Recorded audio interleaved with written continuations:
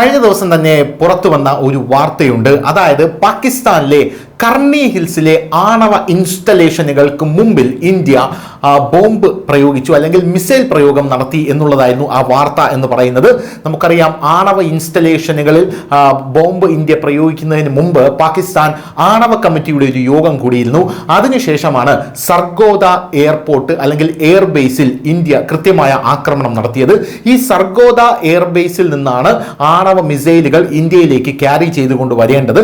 അതിനുശേഷമാണ് കർണി ഹിൽസിലെ ആണവ നിലയത്തിന് മുന്നിൽ അല്ലെങ്കിൽ ആ ന്യൂക്ലിയർ ഇൻസ്റ്റലേഷൻസിന് മുമ്പിൽ ഇന്ത്യ ബോംബിട്ടത് എന്നുള്ള സുപ്രധാനമായിട്ടുള്ള റിപ്പോർട്ട് കഴിഞ്ഞ ദിവസം വന്നിരുന്നു. ഇപ്പോഴിതാ സി ന്യൂസ് അത് സ്ഥിരീകരിച്ച് പറയുകയാണ്, ഇന്ത്യയുടെ കൃത്യത ആക്രമണങ്ങൾ പാകിസ്ഥാന്റെ ആണവ സ്ഥാപനങ്ങളെ അല്ലെങ്കിൽ ന്യൂക്ലിയർ ഇൻസ്റ്റലേഷൻസിനെ ലക്ഷ്യമിട്ടു എന്നാണ് പറയുന്നത്.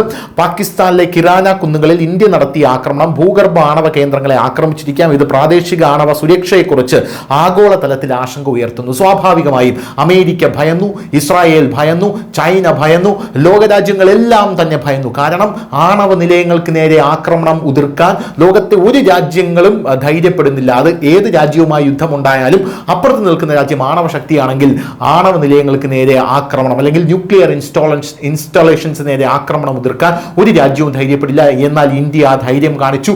ആ ധൈര്യത്തിൽ പാകിസ്ഥാൻ വിറച്ചു. അതുകൊണ്ടാണ് കഴിഞ്ഞ ദിവസം നമ്മുടെ ആംഡ് ഫോഴ്സസ് പറഞ്ഞത് ഇന്ത്യയുടെ അവസാനത്തെ പ്രഹരത്തിലാണ് പാകിസ്ഥാൻ വിറച്ചത് എന്നുള്ളത്. ഇപ്പോൾ അത് ഒന്നുകൂടെ സ്ഥിരീകരിച്ചുകൊണ്ട് വേറൊരു റിപ്പോർട്ട് നമുക്ക് ലഭിക്കുകയാണ്.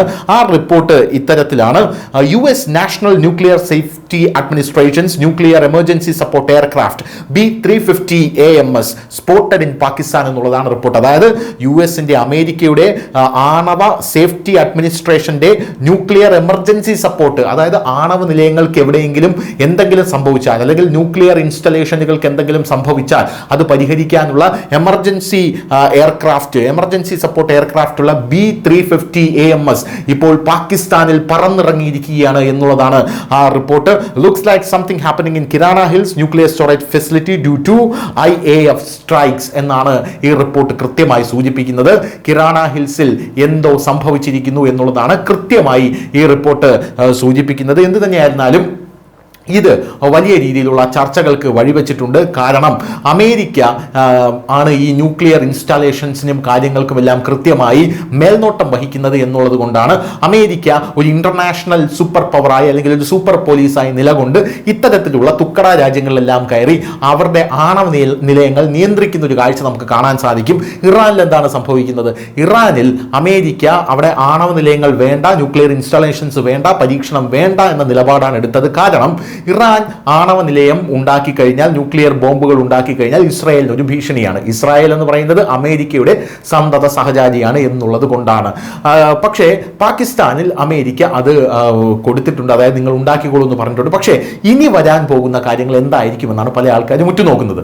അതായത് ഇപ്പോൾ ഇന്ത്യ ഈ ഒരു ധൈര്യം കാണിച്ച സ്ഥിതിക്ക് നാളെ പാകിസ്ഥാനിൽ എന്തും സംഭവിക്കാവുന്ന ഒരു സാഹചര്യം ഉണ്ടാകും. അതുകൊണ്ട് തന്നെ അമേരിക്ക ഒരു കടുത്ത നടപടിയിലേക്ക്, അതായത് പാകിസ്ഥാനെ സമ്പൂർണ്ണമായി ആണവ വിമുക്തമാക്കാനുള്ള ഒരു നീക്കം, അതായത് കംപ്ലീറ്റ് ആയി ന്യൂട്രലൈസ് രാജ്യമായി പാകിസ്ഥാൻ മാറുമോ എന്നുള്ളൊരു ചോദ്യമാണ് ഇപ്പോൾ ഉയർന്നു വരുന്നത്. എന്ത് തന്നെയായിരുന്നാലും വലിയ രീതിയിലുള്ള ഒരു പ്രതിസന്ധിയിലാണ് ഇപ്പോൾ പാകിസ്ഥാൻ എന്ന് പറയാതിരിക്കാൻ നിർവാഹമില്ല. 13 ബേസുകൾ തകർന്നു. കറാച്ചിയിലും ലാഹോറിലും ഇസ്ലാമാബാദിലും പോലും ആക്രമണം നടന്നു. 9 ഭീകരവാദ കേന്ദ്രങ്ങൾ തകർന്നു. ഔദ്യോഗികമായി 100ഓളം കൊടും ഭീകരന്മാർ മരിച്ചിട്ടുണ്ട് എന്ന റിപ്പോർട്ട് വന്നു. സിന്ധു നദീജല കരാർ റദ്ദാക്കി എന്ന റിപ്പോർട്ട് പുറത്തു വന്നതിന് പിന്നാലെ പ്രളയ ഭീഷണി, സലാല അണക്കെട്ട് തുറന്നതിന് പിന്നാലെ അതുമുണ്ടെന്ന് പറയുന്നു. അങ്ങനെ അതിനുള്ളിൽ ആഭ്യന്തര പ്രക്ഷോഭം നടക്കുന്നു. വലിയ രീതിയിലുള്ള ഒരു പ്രതിസന്ധിയാണ് പാകിസ്ഥാൻ ഇപ്പോൾ നേരിടുന്നത്. ഇന്ത്യയുടെ തിരിച്ചടിയിൽ പാകിസ്ഥാൻ വിറച്ചു എന്ന് പറഞ്ഞാൽ മാത്രം പോരാ, അതിനപ്പുറത്തേക്ക് എന്തെങ്കിലും ഒരു വാക്കുണ്ടെങ്കിൽ നമുക്കത് എടുത്ത് ഉപയോഗിക്കേണ്ടി വരും. News desk, news India Malayalam.